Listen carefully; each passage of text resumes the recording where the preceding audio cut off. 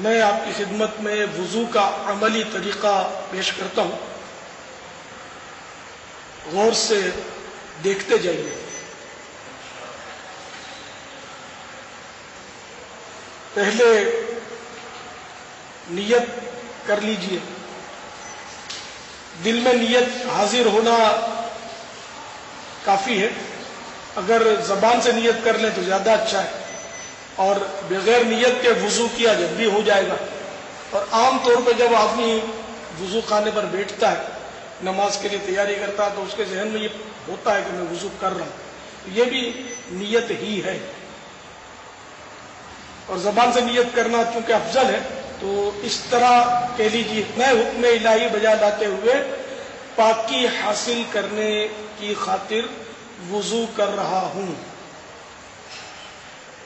یہ بھی کہہ سکتے ہیں کہ میں حکم الہی بجا لاتے ہوئے بے وضوئی دور کرنے کے لیے وضو کر رہا ہوں۔ اگر پہلے سے وضو ہے تو یہ بھی کہہ سکتے ہیں کہ میں اللہ کا حکم بجا لاتے ہوئے ثواب حاصل کرنے کے لیے وضو کر رہا ہوں۔ بسم اللہ کہہ لیجئے، بہتر یہ ہے کہ بسم اللہ والحمدللہ کہیے، کہ حدیث پاک میں ہے کہ جو وضو سے قبل بسم اللہ والحمدللہ کہہ لیتا ہے، جب تک وضو باقی رہتا ہے فرشتے اس کے لیے نیکیاں لکھتے رہتے ہیں۔ سرکار اعلیٰ حضرت رحمۃ اللہ تعالی علیہ نے یہ فرمایا کہ بسم اللہ العظیم والحمدللہ علی دین الاسلام کہہ لیجئے، تو یہ زیادہ اچھا ہے کہ بسم اللہ والحمدللہ اس میں شامل ہے۔ اس کے بعد درود پاک پڑھیے، صلی اللہ تعالی علی محمد۔ اس کے بعد پڑھنا ہے کلمہ شہادت، اشہد ان لا الہ الا اللہ واشہد ان محمدا عبدہ ورسولہ صلی اللہ تعالی علیہ وآلہ وسلم۔ تو یہ ابتدائی کلمات کے بعد اب میں باقاعدہ وضو کا آغاز کرتا ہوں۔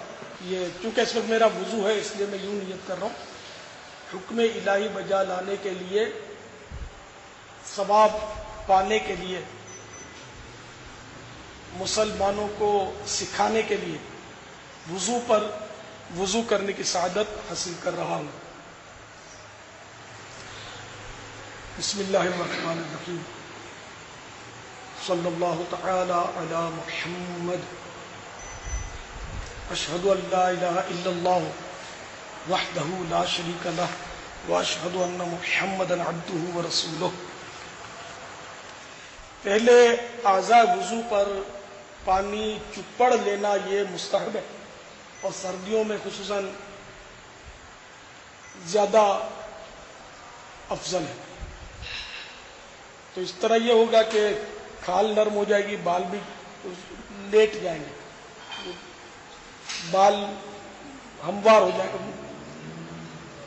بال بچھ جائیں گے، کھال بھی نرم ہو جائے گی، بال بھی بچھ جائیں گے، اور اگر جھریاں وغیرہ سردی کی وجہ سے ہیں تو وہ بھی گیلی ہو جائیں گی، تو اس میں بآسانی پانی بہہ جائے گا۔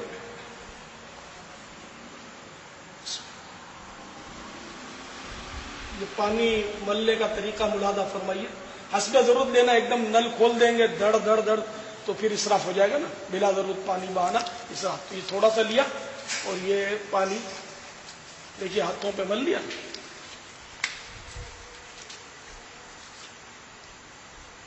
مزید ضرورتاً پانی لیا،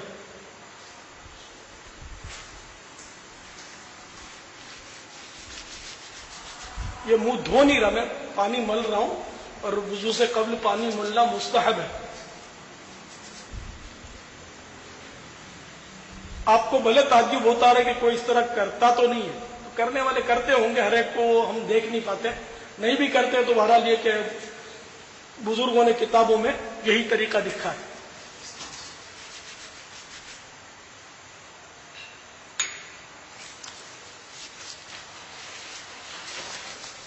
ہاتھوں پر بھی الحمدللہ پانی مل لیا۔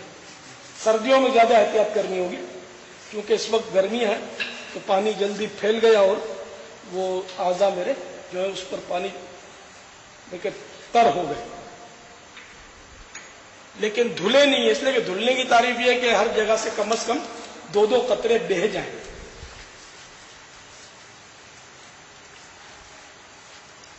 یہ پاؤں کو میں تر کر رہا ہوں، مستحب ہے کہ پانی چپڑ رہا ہوں اس پر، اور پاؤں تو ٹخنوں تک دھونے ہوتے ہیں، لیکن آدھی پنڈلی تک میں تر کروں گا، اس لیے کہ آدھی پنڈلی تک دھونا مستحب ہے۔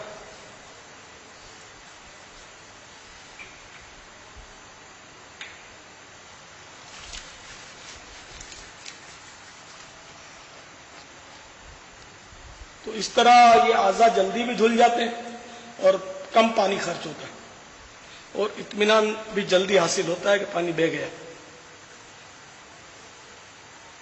بنا خشک اعضاء پر پانی ڈالنے سے یہ ہوتا ہے کہ بعض جگہ سے پانی بہتا ہے اور بعض اوقات بعض جگہ سوکھی رہ جاتی، خصوصاً سردیوں میں یہ بہت امکان ہوتا ہے کہ سوکھی رہ جائے جگہ، اگر زیادہ احتیاط نہ کی جائے تو۔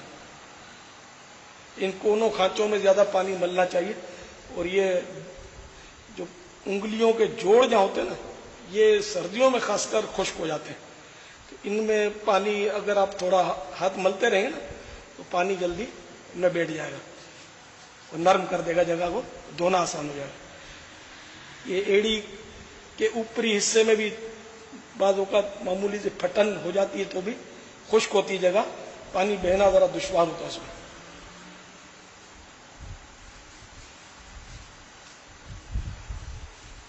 شاید آپ کو یہ لگے گا تو بہت دیر لگے گی، تو میں نے تو آپ کو بتانے کے لیے دیر لگائی، ورنہ وہ جلدی ہو جاتی ہے ترکیب۔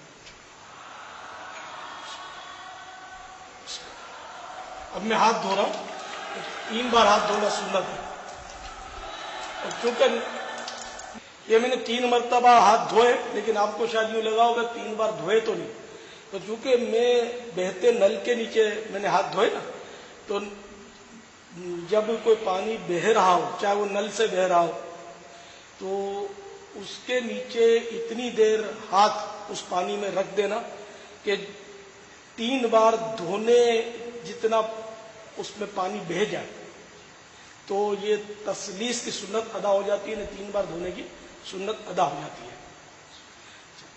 اور ہاتھ دھونے کے بعد اب یہ خلال کرنا بھی سنت ہے انگلیوں کا، ہاتھ کی۔ ہاتھ دھونے کے بعد اب مسواک کی جائے گی۔ مسواک کو پکڑنے کا طریقہ یہ کہ چھوٹی انگلی اور انگوٹھا مسواک کے نچلے حصے پر اور 3 انگلیاں اوپر رکھنی ہیں، اور مسواک کا ریشہ ایک طرف ہو، دونوں طرف نہیں بنانا، اور چنگلیاں یعنی چھوٹی انگلی کی موٹائی کی مسواک ہو، ایک بالش سے بڑی نہیں ہونی چاہیے کہ ایک بالش سے بڑی ہو تو شیطان اس پر بیٹھتا ہے، ایک بالش سے چھوٹی میں حرج نہیں ہے، مگر اتنی چھوٹی بھی نہ ہو کہ سنت کے مطابق پکڑ میں نہ آ سکے۔ مٹھی باندھ کر مسواک نہیں کرنی چاہیے کہ اس سے بواسیر ہو جانے کا اندیشہ ہے۔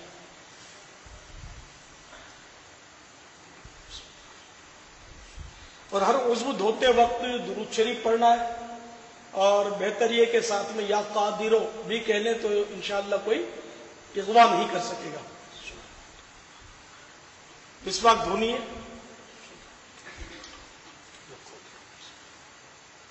پہلے دانتوں میں اوپر کی طرف سیدھی طرف، پھر اوپر ہی الٹی طرف، پھر نیچے ہی سیدھی طرف، پھر نیچے الٹی طرف، تو اس طرح مانجھ کر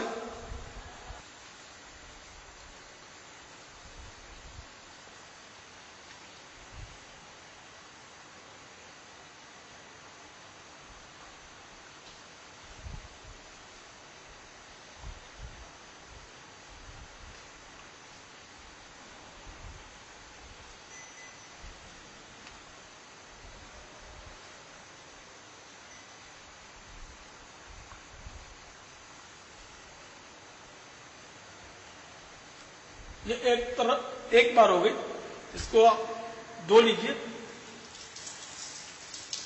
دھونے کے بعد دوبارہ اسی طرح مسواک کیجیے۔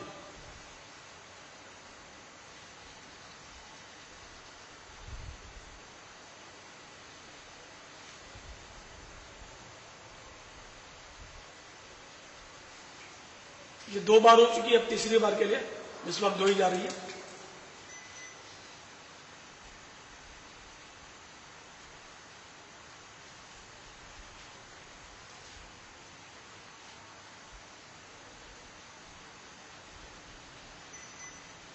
تین بار میں مسواک کر چکا. اب اس کو دھو کر کسی جگہ کھڑی رکھیں. لٹا کر رکھنا نہیں ٹھیک، کہ لٹا کر رکھنے سے عقل میں خرابی ہو جانے کا اندیشہ ہے.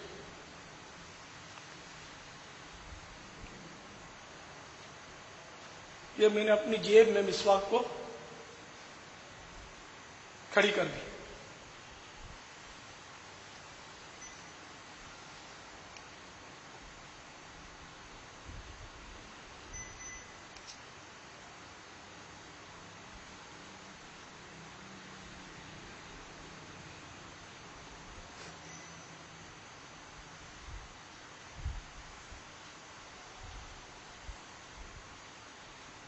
صاحب یہ کیا عمل فرما رہے ہیں؟ یہ میرے منہ میں مسواک کے ریشے ٹوٹ کر آ گئے تھے، وہ میں نکال رہا تھا. تو یہ مسواک جو ہے اعلی ادائے سنت ہے. اس کو پھینک دینا ٹھیک نہیں.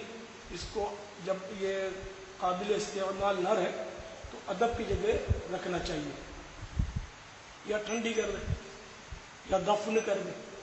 تو یہ ریشے بھی چونکہ اعلی ادائے سنت کے ہی اجزاء ہیں، تو کلی میں بہانے کو جی نہیں چاہتا کہ یہ بہنے کے بعد پھر یہ ظاہر ہے کہ ادب کی جگہ تو جانے سے نہیں. ہاں اگر نہر پر یا سمندر پر وضو کر رہے ہو مسواک کے ریشے وہ بہا دیے تو غلط بات ہے. تو اس لیے میں نے ادب بن کو جیب میں ڈال دیا ریشوں میں. میں نے گھر میں اپنے ایک چھلنی رکھی ہے، وہ مسواک کرنے کے بعد کوشش کرتا ہوں کہ چھلنی میں کلی کر لیتا ہوں، تو ریشے بآسانی وہ چھلنی میں بیٹھ جاتے ہیں. لیکن اس وقت تو میں وضو خانے پر ہوں، چھلنی میرے پاس موجود نہیں، اور ہر ایک چھلنی رکھ نہیں سکتا کہ اس میں ظاہر ہے کہ حرج جیسی بات ہے. تو یہ مسواک کے ریشے اگر نہیں بھی چنے تو کوئی گناہ نہیں ہے، بس یہ ادب کی بات ہے. اور میرے آقا اعلی حضرت جو عاشقوں کے بھی امام ہیں وہ فرماتے ہیں ہم عشق کے بندے ہیں کیوں بات بڑھائی. تو میں نے جو فعل کیا ظاہر ہے وہ شریعت سے نہیں ٹکراتا، بلکہ انشاءاللہ مجھے اس پر ثواب ملے گا کہ میں آقا کی سنت ادا کرنے کے آلے کے اجزاء کا میں نے احترام کیا الحمدللہ. اور جو ایسا نہیں کرتا میں نہ اس کو برا بولتا ہوں نہ غلط بولتا ہوں.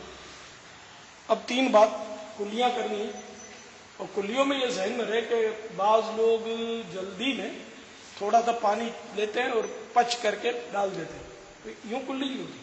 کلی میں کہ منہ کے تمام کل پرزوں میں، دانت کی تمام کھڑکیوں میں، دانت کے جو دو دانتوں میں سوراخ ہوتے ہیں گیپ جس کو بولتے ہیں، ان سب میں پانی پہنچ جائے.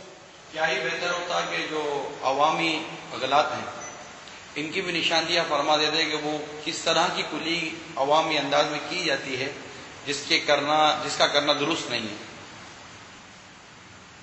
عوام کو جو دیکھا گیا بعض لوگوں کو کہ وہ جب کلی بس تھوڑا سا منہ میں وہ چلو لیتے اور پچ کر کے دوبارہ پھینک دیتے، تو اس طرح تو منہ میں پانی نہیں پہنچے، کیونکہ حلق کی جڑ تک پانی پہنچانا ہے. اور اگر روزہ نہیں ہے تو غرغرہ کرنا بھی سنت ہے. اور اس طرح کلی کرنا وضو میں سنت المؤکدہ ہے، جبکہ غسل میں فرض ہے، ورنہ غسل ہوگا ہی. اور پان کے اجزاء، چھالیا، موٹی کے ریشے، غذا کے اجزاء، یہ اگر دانتوں میں پھنسے ہوئے تو ان کا نکالنا ضروری ہے، ورنہ وضو کی سنت موقع ادا نہیں ہوگی اور غسل کا فرض ادا نہیں ہوگا. پورا زور لگانا ہے نکالنے کے لیے،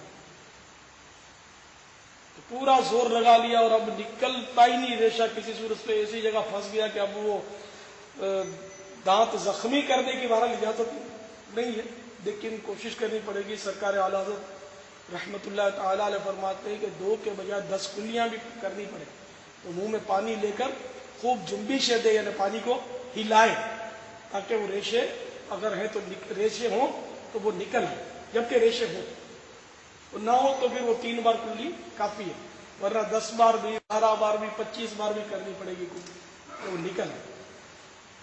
تو اس لیے پان چھالیاں وغیرہ کھانے میں بڑی آزمائش ہے، امتحان ہے، تو وہی کھائے کہ جو پھر اپنی کلیاں وغیرہ وضو غسل میں بھی احتیاط بجا لا سکے۔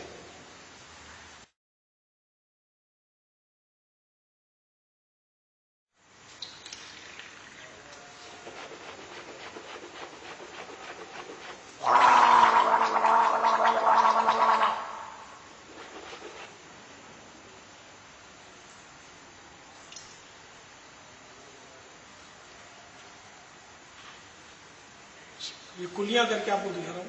صلی اللہ تعالی علی محمد یا قادر۔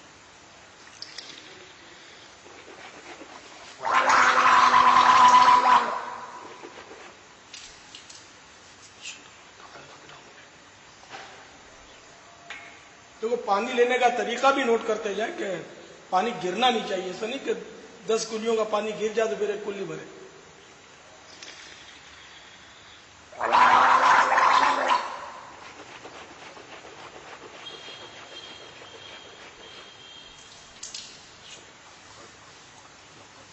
الحمدللہ 3 کلیاں ہو گئی۔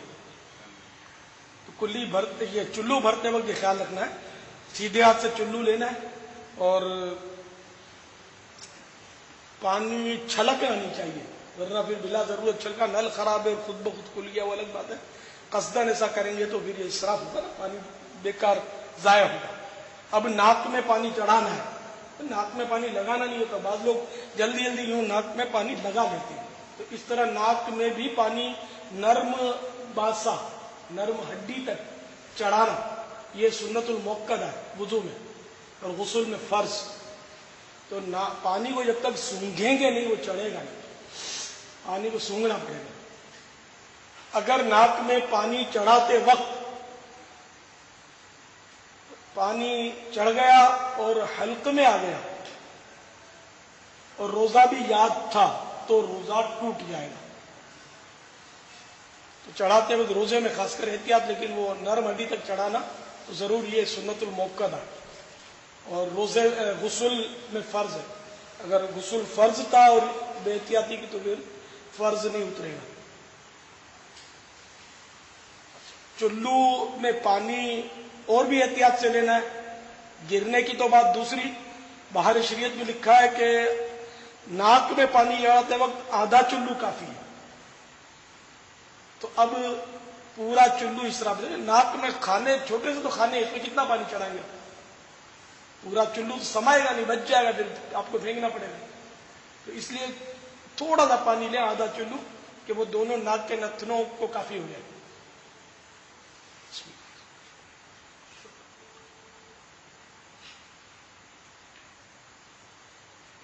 دیکھیے اتنا پانی کافی ہے، تھوڑا سا۔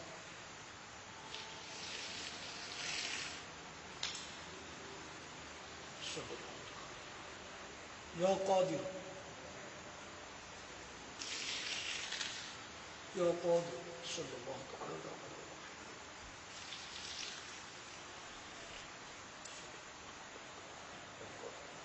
اب الٹے ہاتھ سے ناک سلکنا ہے اور پھر چھوٹی انگلی ناک میں دونوں نتنوں میں گھمانی ہے۔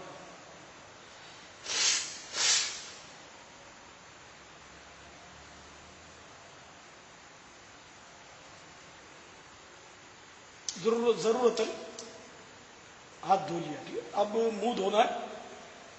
منہ یہ جہاں سے قدرتی طور پر بال جمنے شروع ہوتے ہیں، یہاں سے لے کر ٹھوڑی کے نیچے تک، یہاں آپ اپنی ٹھوڑی پر ہاتھ رکھیں گے تو یہاں تھوڑا سا آپ کو ہڈی نظر آئے گی جو تھوڑا سا مطلب میں نے گڑا سا پڑتا ہے، تو یہ ٹھوڑی کے نیچے تک جو ہے نا یہ منہ ہے، یہاں یعنی کہ لمبائی میں، اور چوڑائی میں یہ ایک کان کی لو سے دوسرے کان کی لو تک،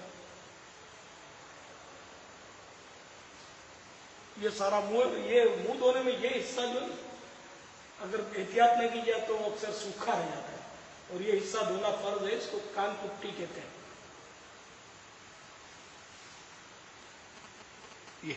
یہ سوکھا نہیں رہنا چاہیے، اور خالی گیلا ہونا کافی نہیں ہے، ہر جگہ سے 2 قطرے بہنا فرض ہے وضو کا۔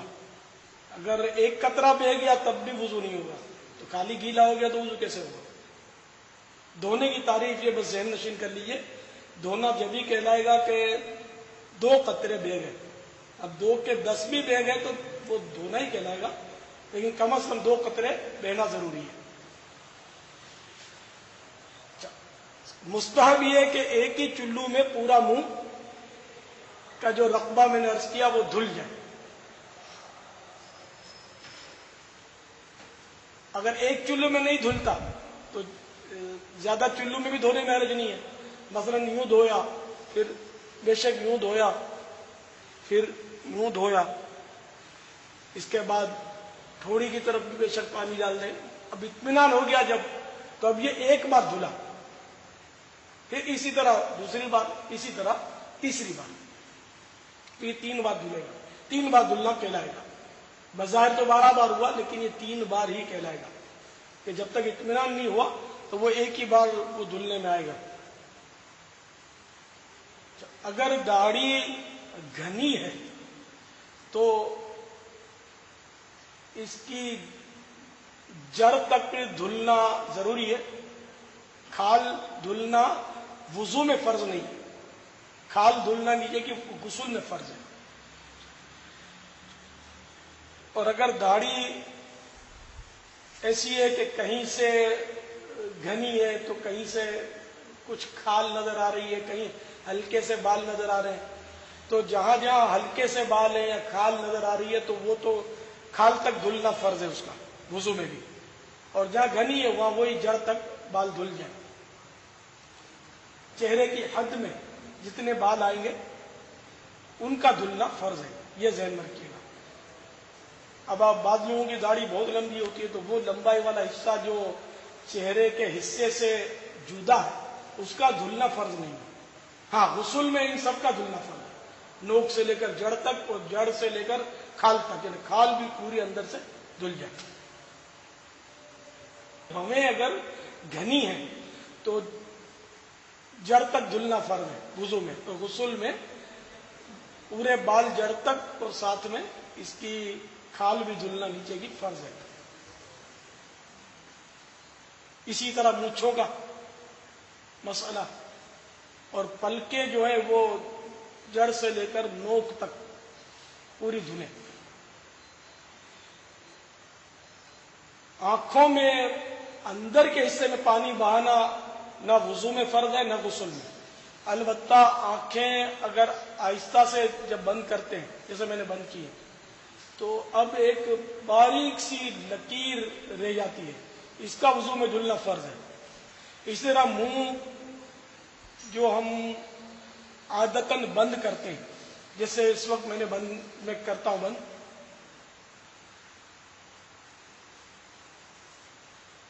بند کرنے کے بعد جو حصہ کھلا رہتا ہے، جیسے میں بند کر کے آپ کو دکھاتا ہوں،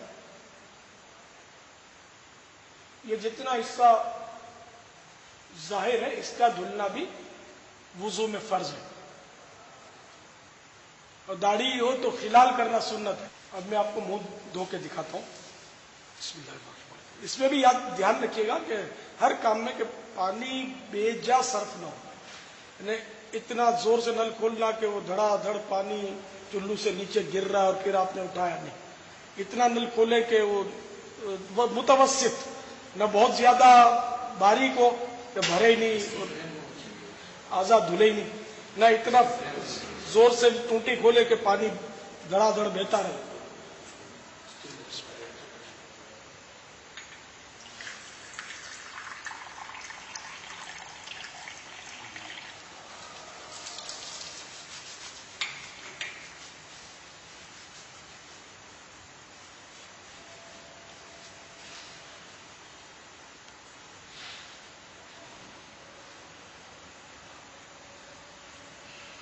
میرا منہ ایک چلو میں نہیں دھل پایا اور نہیں دھل پاتا، داڑھی میری گھنی ہے، تو اس لیے میں سائڈوں پر بھی دھوؤں گا.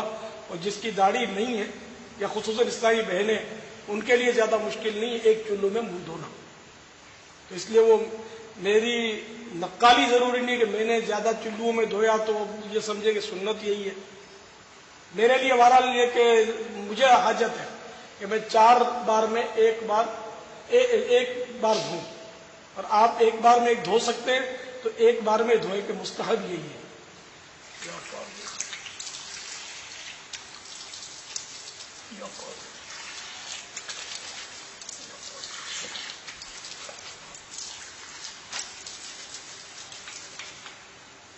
یہ خلال بھی سنت ہے, داڑھی رکھنے والوں کو یہ سنت بھی نصیب ہو جاتی ہے. آزاد ہونے کے بعد اس کے پانی کے قطرے ٹپکا دینا مستحب ہے. کپڑوں کو بچانا چاہیے جتنا ہو سکے, مستحب یہی ہے کہ کپڑوں پر وضو کا پانی نہ ٹپکے.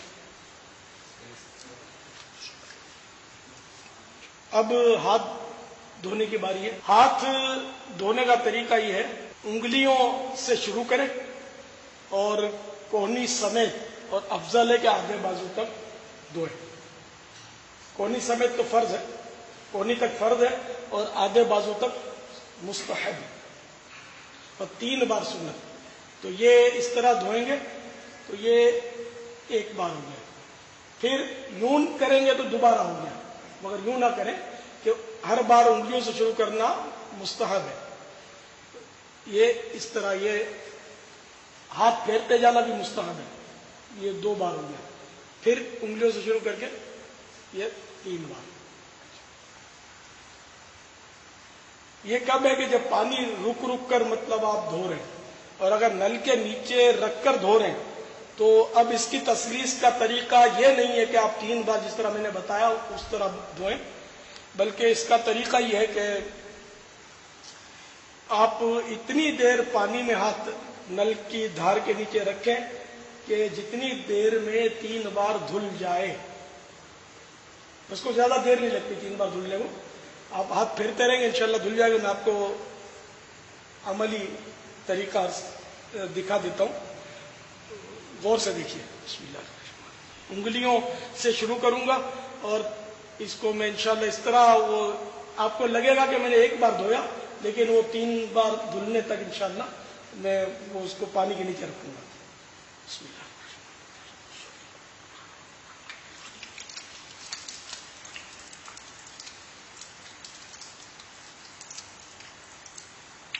الحمدللہ یہ 3 بار آدھے بازو تک دھل گیا. اب الٹا ہاتھ بھی اسی طرح دھونا ہے. یا قادر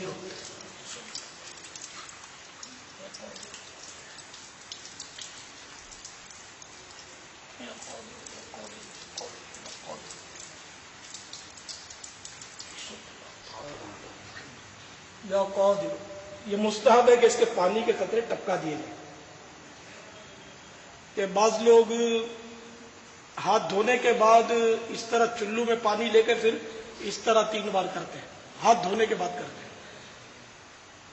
یہ طریقہ بالکل غلط ہے, اس کا کوئی سنت سے تعلق نہیں. ہاتھ دھونے کے بعد کرنا, اور پانی بھی اس سے اسراف ہی ہوگا. ہاتھ تو دھلی, اب اس کے معنی کچھ بھی نہیں. اب اگر ہاتھ سوکھ گئے تو تھوڑا سا پانی لے کر ہاتھوں کو تر کر لیجیے اور مسح کرنا ہے. مسح کا طریقہ سن لیجیے کہ اگر یوں مسح کیا جب بھی ہو جائے گا, یہ احناف کے نزدیک 4تھائی سر کا مسح فرض ہے, اور مسح اس کو کہتے ہیں کہ پانی کی تری اس جگہ پہنچ جائے جس جگہ کو مسح کرنا ہے. مسح کرنے کی جگہ کو پانی کی تری پہنچ جائے, یا دھلنے کی ضرورت نہیں, صرف تری پہنچانی ہے. اور پورے سر کا مسح جو ہے وہ سنت ہے, یہ ہو گیا. لیکن اس طرح آپ کریں گے نا جب, تو یہ انگلیاں انگوٹھے یہ بھی بالوں کو لگ جائیں گے. اور یہ مسئلہ ذہن میں رکھیے کہ ایک بار کا تر کیا ہوا ہاتھ یا جو جگہ ایک بار جو تر کیے, اور وہ ایک ہی بار مسے میں کام آئیں گے. دوبارہ دوسری جگہ اس سے مسح نہیں ہو سکتا. اب مثال کے طور پر آپ نے سر کا مسح کیا اور اس کے بعد کہیں پٹی بندھی ہوئی ہے تو پٹی پر آپ نے مسح کیا تو اب مسح نہیں ہوگا. بھلے پانی کی تری ہے لیکن چونکہ ایک بار اس جگہ سے آپ مسح کر چکے دوبارہ مسح کے لیے وہ کارآمد نہیں، تو دوبارہ اس کو ترک کرنا پڑے گا. تو مستحب اس کا طریقہ جو ہے نا مسح کا وہ کر کے دکھاتا ہوں میں. تو اس طرح آپ کی شہادت کی انگلی اور انگوٹھا بالوں کو لگے گا نہیں، تو کانوں کا مسح بھی آپ بآسانی کر سکیں گے اسی پانی سے. ورنہ اگر یوں پورا جیسے میں نے کر کے بتایا کریں گے تو دوبارہ انگلی اور انگوٹھا تر کرنا پڑے گا اگر بالوں کو لگ گیا ہے تو پھر کان کا مسح آپ کریں گے، ورنہ کان کی سنت رہ جائے گی. تو مستحب میں ثواب بھی زیادہ ہے. لیکن یہ بتا دوں کہ اگر آپ نے مستحب طریقہ اپنایا ہوا نہیں تو ایک بار سن لینے سے یا دیکھ لینے سے آپ کے عمل میں آ جانا ضروری نہیں. اس کو آپ کو کم از کم 12 بار غور سے دیکھنا ہے سارے وضو کے طریقے میں، خصوصاً مسح کو. اور پھر بہتر یہ ہے کہ آپ کے ساتھ جو بھی عیسائی بھائی ہو عیسائی بہن ہو آپ ایک دوسرے کو دکھا کر اس کی مشق کریں. بار بار یہ ایک دوسرے کو کر کے دکھائیں کہ دیکھو میں صحیح کر رہا ہوں کری، تو اس طرح آپ سیکھیں گے. ورنہ صرف دیکھنے سننے سے بہت مشکل ہے کہ یہ عمل ہو. اس میں جذبہ چاہیے، بس جذبہ ہوگا انشاءاللہ سیکھ جائیں گے. کوئی اتنا بڑا مسئلہ نہیں ہے. لوگ تو کہتے ہیں کہ ہم چاند پر پہنچ گئے تو ہم کو وضو کرنا ہی نہیں آتا. تو وضو کرنا کوئی دشوار نہیں ہے، انشاءاللہ آپ سیکھ لیں گے. تو مسح کرنے کا طریقہ دیکھیں. اب میں مسح کر کے آپ کو دکھاتا ہوں. تو پانی میرے ہاتھ سوکھ گئے تو پانی سے دوبارہ تر کروں گا ان کو. اس میں ہاتھ دھونے کی ضرورت نہیں ہے، ہاتھ کو تر کرنا ہے. تو حسب ضرورت میں نے پانی لے لیا ہے، آدھا چلو کافی ہے. یہ تر ہو گئے. ہتھیلیاں بھی تر کرنی تھی. ہاں تھوڑی پشت بھی تر کر لی میں نے کیونکہ اس کی پشت سے مجھے گردن کی پشت کا بھی مسح کرنا تھا. تو یہ الحمدللہ تر ہو گئے. اب دیکھیے یہ 3 انگلی یہ اس طرح آپ نے رکھنا ہے. شہادت کی انگلی اور انگوٹھے کی کیفیت دیکھ لیں. 3 انگلیوں کو میں نے ملا کر رکھا ہے. اب ان 3 انگلیوں کو جہاں سے بال جمنے شروع ہوئے پیشانی کے پاس سے آپ اس طرح رکھیں کہ ہتھیلی کے حصے تک یہ سر سے لگ جائے اس طرح.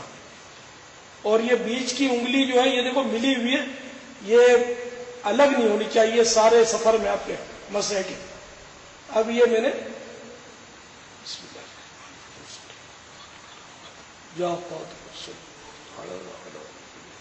یہ آخر تک انگلیاں ملی ہوئی رکھنی ہے جتنی مل سکتی ہیں. کم از کم ایک انگلی جو ملی ہوئی رہے. اب یہ پہنچ گئی آخری بالوں کے حصے میں. اب آپ نے پلٹنا ہے. یہ بھی بیچ کے سر کا مسا ہوا ہے، ابھی جوانب یعنی سائڈیں باقی ہیں. اب ہتھیلیوں کی باری ہے، انگلیوں کی ڈیوٹی ختم ہو گئی. اور شہادت کی انگلی اور انگوٹھا شروع میں بھی نہیں لگے تھے بالوں پر اور اب بھی نہیں لگیں گے. تو اب یہ اس طرح آپ نے پلٹنا ہے ہتھیلیوں کے ذریعے.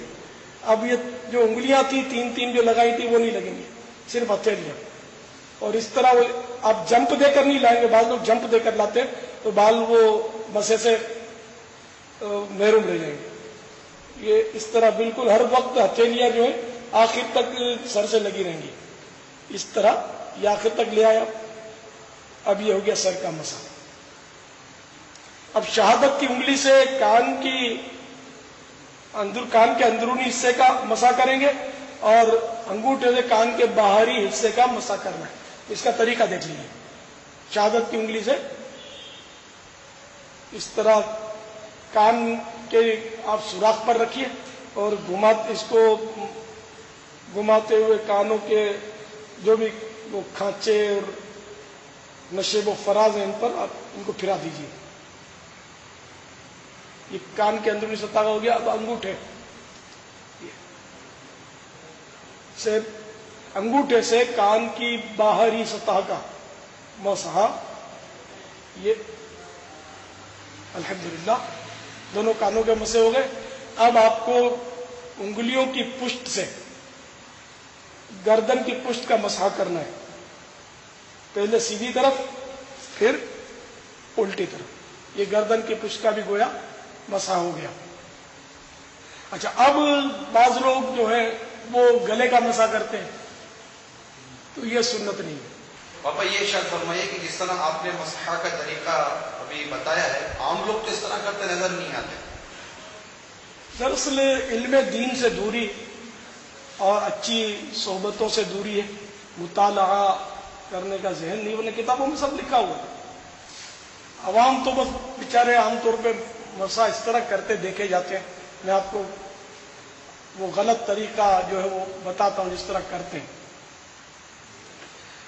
وہ ہاتھوں میں پانی، ہاتھ باقاعدہ دھوتے ہیں، ہاتھ جیسے پانی لیں گے ہاتھ میں، اور اب وہ پھر وہ پتہ نہیں انگوٹھے چونڈے کا یہاں کوئی سلسلہ ہے، کیسے وجہ نہیں پتا، تو یہ کیسے چل گیا. تو ہاتھ میں پانی لیا پھر یوں کریں گے.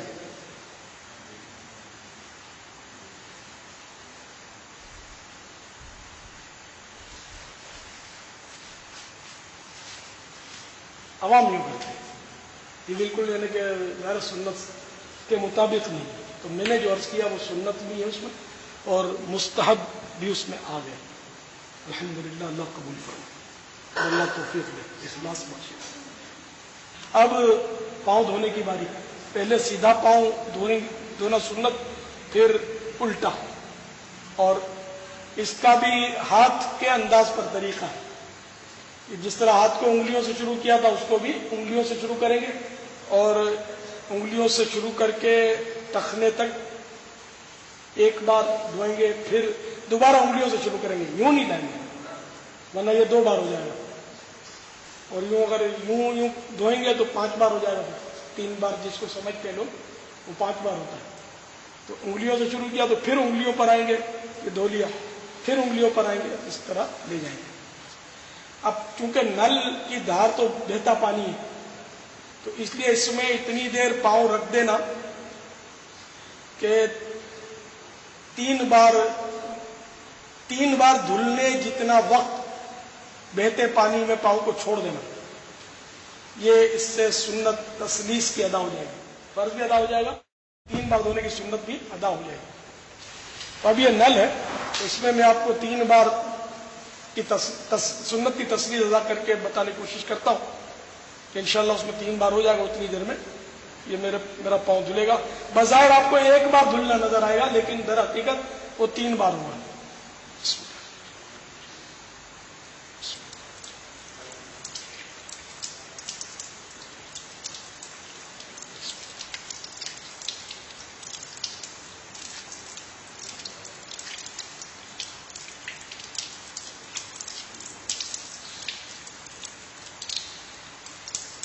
اور آدھی پنڈلی تک دھونا جو ہے یہ مستحب ہے، تو میں آدھی پنڈلی تک لے جاتا ہوں.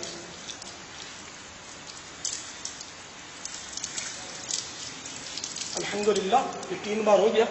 اور خلال کرنا سنت ہے. چھوٹی انگلی سے، پاؤں کی چھوٹی انگلی سے سیدھے، الٹے ہاتھ کی چھوٹی انگلی سے سیدھے پاؤں کی چھوٹی انگلی سے خلال شروع کرنا ہے.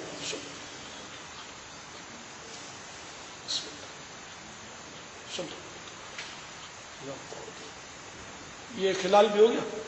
اب اسی طرح الٹا پاؤں دھونا ہے، لیکن خلال میں انگوٹھے سے شروع کریں گے انشاءاللہ پاؤں دھونے کے بعد، مگر نل بند ہونا چاہیے خلال کرتے ہوئے.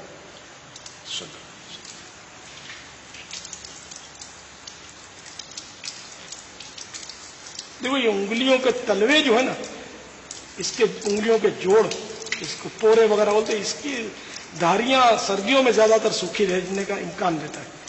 اس لیے دھاریوں میں پانی بہت احتیاط سے بہانا ہوگا. یہ انگلیوں کو بھی کشادہ کر کے ان کے بیچ میں پانی ڈالنا ہوگا. سردی میں بھی گرمی میں بھی فرض ہے دھونا ان حصوں کا بھی.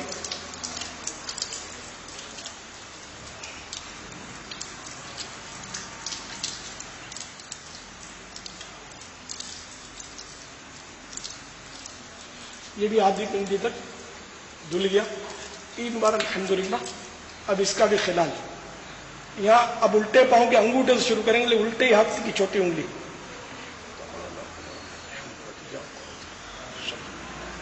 الحمدللہ دونوں پاؤں دھل گئے. اب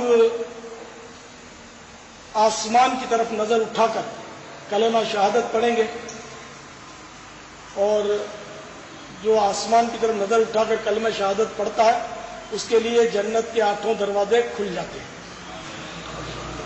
اشہد ان لا الہ الا اللہ وحدہ لا شریک لہ واشہد ان محمدا عبدہ ورسولہ. سورہ قدر آسمان کی طرف نظر اٹھا کر وضو کے بعد پڑھنے سے انشاءاللہ کبھی اندھا نہیں ہوگا. اعوذ باللہ من الشیطان الرجیم. انا انزلناہ فی لیلۃ القدر وما ادراک ما لیلۃ القدر لیلۃ القدر خیر من الف شہر تنزل الملائکۃ والروح فیہا بإذن ربہم من کل امر سلام ہی حتی مطلع الفجر. یہ دعائیں بھی پڑھی جاتی ہیں. صلی اللہ تعالی علی محمد اللہم اجعلنی من التوابین واجعلنی من المتطہرین. مزید اعلی حضرت نے بڑھایا اس میں وجعلنا من عبادک الصالحین. ایک دعا یہ بھی پڑھی جاتی ہے. صلی اللہ تعالی علی محمد سبحانک اللہم وبحمدک اشہد ان لا الہ الا انت استغفرک واتوب الیک. صلی اللہ تعالی علی محمد. اب وضو کر لیا، ظاہری اعضاء دھل گئے. امام غزالی رحمۃ اللہ تعالی علیہ فرماتے ہیں کہ باطنی وضو بھی کیجیے. باطنی وضو یہ کہ گناہ سے توبہ کریں اور آئندہ گناہ نہ کرنے کا عہد کریں. یعنی یہ نہ ہو کہ گھر کے باہر سے تو رنگ روغن کر دیا اور اندر گند کچرا بھرا ہوا ہے. تو ظاہری وضو کی مثال امام غزالی نے یہی دی کہ ظاہری طور پر اعضاء دھل گئے اور اندر وہ باطن میں گناہوں کا میل بھرا چھوڑ دیا. تو توبہ استغفار کے ذریعے باطنی وضو بھی کیجیے. یعنی کیا باطنی وضو سے باپا کیا مراد ہے؟ سننے اور سمجھنے دیکھنے والوں کے لیے کچھ آپ ارشاد فرمائیے. حجت الاسلام سیدنا امام محمد بن محمد غزالی علیہ رحمت اللہ الوالی فرماتے ہیں کہ پانی سے ظاہری اعضاء دھو کر ظاہری اعضاء کا وضو تو کر لیا مگر باطنی وضو بھی کرے. اور باطنی وضو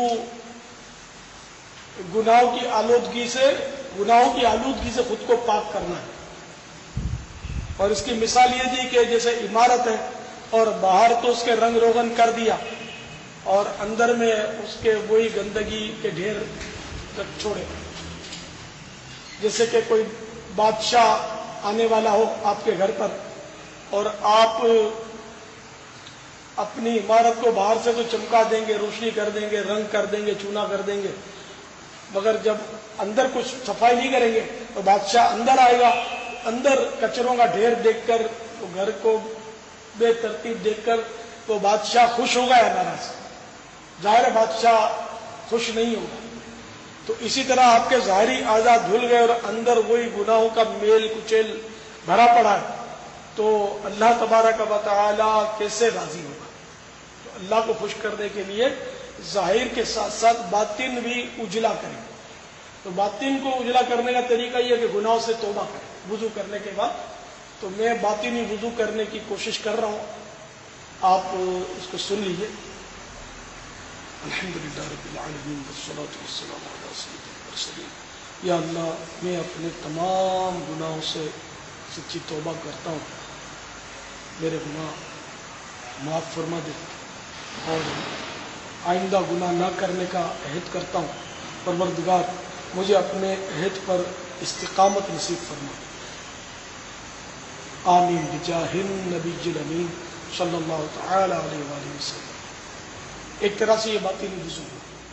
اب جن الفاظ میں بھی آپ نے کریں توبہ کریں گے تو توبہ میں یہ شرط ہے کہ آئندہ گناہ نہ کرنے کا بھی عہد، ورنہ وہ توبہ ہی نہیں. جبکہ یہ ذہن ہو کہ میں آئندہ بھی گناہ کروں گا تو یہ توبہ نہیں ہے.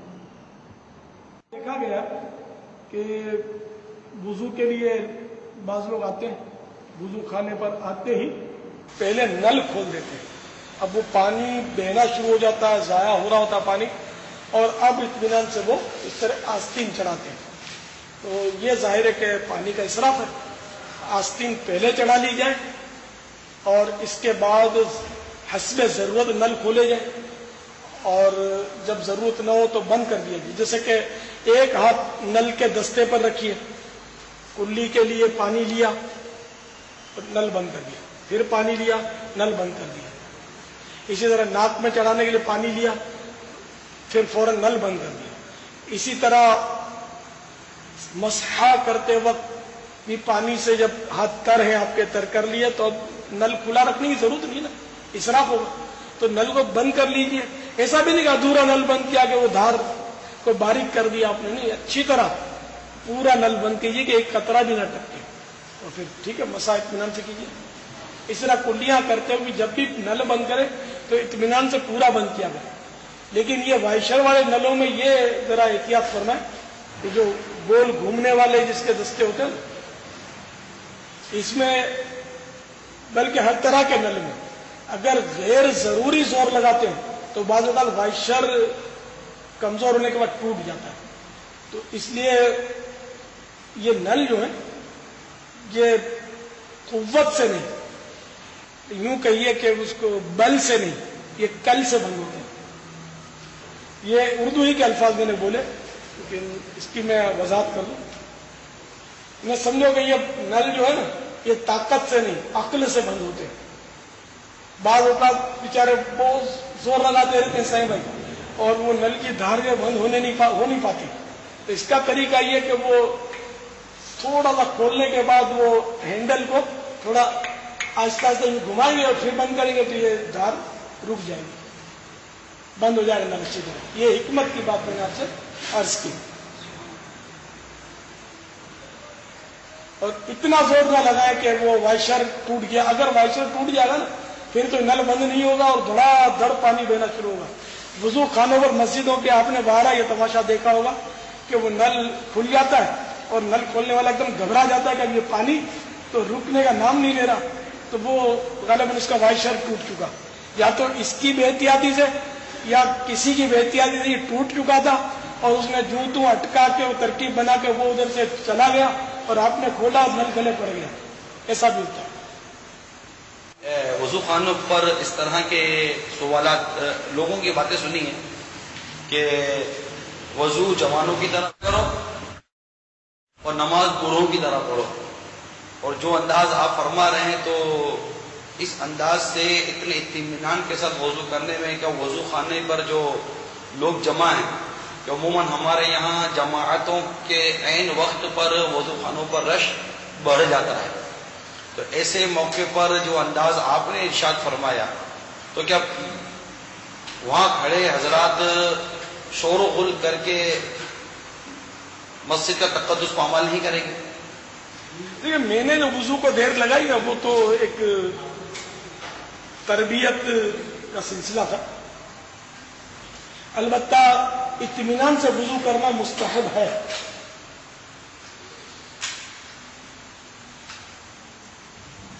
اور وضو خانے بنانے کا رواج تو اب یہ چلا ہے, پہلے مسجدوں میں وضو خانے نہیں ہوتے, حتیٰ کہ حرمین طیبین کی مسجدین کریمین میں اب بھی وضو خانے نہیں ہیں. حالانکہ کتنی توسیع ہو گئی پھر بھی نہیں, نہ پہلے تھے نہ اب. وضو خانوں کی تو الگ عمارتیں دور بنی ہوئی, فاصلوں پر ہے تھوڑے تھوڑے. تو جہاں نمازوں کے مخصوص فضائل میں نے پڑھے ہیں تو عام طور پہ ان میں یہ فضائل بھی میں نے پڑھے, جو غور بھی کیا ہے کہ اس میں یہ ہوتا کہ جو گھر سے وضو کر کے چلا اور اچھی طرح وضو کر کے چلا, تو یہ کہ وضو پہلے لوگ گھر سے کرتے تھے, مسجدوں میں وضو خانے نہیں ہوتے تھے, نہ یہ پہلے اس طرح وہ نل اور پائپ سسٹم ہوتا تھا, نہ سیوریج کا سلسلہ, گٹروں کا سلسلہ تھا. پہلے انداز دوسرا تھا. پہلے لوگ برتنوں سے وضو کرتے تھے اور لوٹے سے وضو کرتے تھے. جن کو لوٹے کی عادت ہوتی ہے ان کو شاید نلوں سے سہولت بھی نہیں دیتی. میں نے مفتی اعظم پاکستان حضرت مفتی وقار الدین صاحب رحمۃ اللہ تعالی علیہ کی صحبت بہت پائی ہے. میں نے 10 بار کہوں تو 20 بار ان کو گھر میں وضو کرتے دیکھا ہے. گھر میں کبھی بھی انہوں نے نل پر وضو کرتا میں نے نہیں دیکھا. یہ لوٹا لاتے تھے اور لوٹا بھر کے اور کونے میں بیٹھ کر انہیں خاص جگہ پر میں دیکھا کہ وہ سائڈ پہ بیٹھ کر آپ وضو فرماتے تھے لوٹے سے, نل سے. تو لوٹے سے وضو میں پانی کم خرچ ہوتا ہے اور نل سے پانی بہت خرچ ہوتا ہے. اب وہ عادی تھے, وہ اپنے اطمینان سے کر لیتے تھے, حالانکہ ان کے گھر میں نل تھا سب کچھ. تو اب یہ کہ لوگوں کا شور مچانا وہ بھی ظاہر ہے کہ ہے تو بیجا, دور ایسا نازک ہے معلومات لوگوں کو ہے نہیں, ورنہ جلدی آنا چاہیے, اطمینان سے وضو کر کے پہلی صف کا رخ کرنا چاہیے. اب عوام اصل اس لیے بھی شاید جلدی بچاتی ہے کہ عام طور پر لوگوں کو وضو کرنا ہی نہیں آتا. وضو آپ چیک کر لیں تو شاید 1% کو بھی صحیح وضو کرنا آتا ہو تو بڑی بات ہے فی زمانہ. اتنی اس معاملے میں غفلت کا دور رہا ہے. کئی جگہ سوکھی رہ جاتی ہے, پانی بے تحاشا بہایا جاتا ہے. تو انشاءاللہ عز و جل دعوت اسلامی کے مدنی ماحول سے جو جو مسلمان وابستہ ہوتے جائیں گے, مدنی قافلوں کے مسافر بنتے جائیں گے, تو انشاءاللہ عز و جل وضو میں, نمازوں میں اور دیگر عبادتوں میں جو اغلاط ہیں, جو کوتاہیاں ہیں, وہ بھی انشاءاللہ دور ہوتی چلی جائیں گی. یا جہاں بھی اچھی صحبتیں ملیں گی, علماء کی صحبتیں ملیں گی, تو انشاءاللہ یہ غلطیاں جو ہے وہ دور ہوں گی انشاءاللہ عز و جل. پیارے باپا جان, آپ نے وضو کا طریقہ بتانے کے دوران ایک لفظ مستحب کا بھی استعمال فرمایا ہے. فرض, واجب, سنت وغیرہ تو سنا ہے, اس لفظ مستحب سے کیا مراد ہوتا ہے اور اس کی کیا برکتیں ہیں برائے کرم یہ بھی ارشاد فرما دیجیے. مستحب ایک بہت وسیع معنی میں ہوتا ہے, اور لاکھوں لاکھ مستحبات ہوتے ہیں. اور مستحب امر جو ہوتا ہے نا, یہ اگر آدمی بجا لائے تو ثواب کا حقدار بنتا ہے, اور اگر اس کو جان بوجھ کر بھی چھوڑ دے تو بالکل بھی گناہگار نہیں, اس پر کسی قسم کی کراہت بھی نہیں. اب جیسے میں نے وضو کے کئی مستحبات آپ کی خدمت میں بیان کیے, تو اگر کوئی اس کو نہیں کرتا تو کوئی گناہ نہیں اس کو. اب مثال کے طور پہ وضو کے دوران درود شریف پڑھا, وہ آزاد ہوتے وقت, تو درود شریف کی فضیلت کون مسلمان نہیں جانتا ہو, اتنا ثواب کا کام. تو اگر وہاں وضو میں نہیں پڑھا تو گناہگار نہیں ہے, تو ایک ثواب اس کو نہیں ملے گا, کرات بھی نہیں ہے, کوئی جاتی اس کے وضو میں خرابی بھی ہم نہیں کہیں گے, ثواب سے وہ ثواب اس کو نہیں ملے گا. نے وضو کا طریقہ ارشاد فرمایا, یہ بھی بتائیے کہ کیا اسلامی بہنوں کے وضو کا طریقہ اس سے علیحدہ ہے؟ جی نہیں, اسلامی بہنوں کا بھی تقریباً یہی طریقہ ہے. اب اسلامی بھائیوں کے لیے جیسے مسواک کرنا سنت مصطفیٰ ہے صلی اللہ تعالی علیہ وآلہ وسلم, تو اسلامی بہنوں کے لیے مسواک کرنا سنت عائشہ صدیقہ رضی اللہ تعالی. باقی تقریباً وہی مسائل ہے وضو میں. جی ہاں, چوڑیاں ہیں تو چوڑیوں کو ہلا کر, انگوٹھیوں کو ہلا کر ان کے نیچے پانی بہانا ہے. اگر پانی نہیں بہتا ان کے نیچے تب تو ہلانا فرض ہے اس کو, یعنی کہ ہٹا کر پانی بہائے اس کے نیچے. اور اگر پانی بہ جاتا ہے تو اب مستحب ہے کہ ان کو ہلا کر پانی, یعنی ان کو ہلائے اور پانی بہ جائے. ٹھیک ہے. اس طرح ناک میں اگر وہ کچھ پہنا ہوا ہے, کان میں پہنا ہوا ہے, غسل میں کان دھونا فرض ہے, وضو میں دھونا فرض نہیں کان. تو اب کان میں یا ناک میں کچھ پہنا ہوا ہے تو سوراخ اس کو بھی نکال دیں. اگر پانی اس کے نیچے نہیں بہتا اس کو نکال دیں اور پانی بہائے.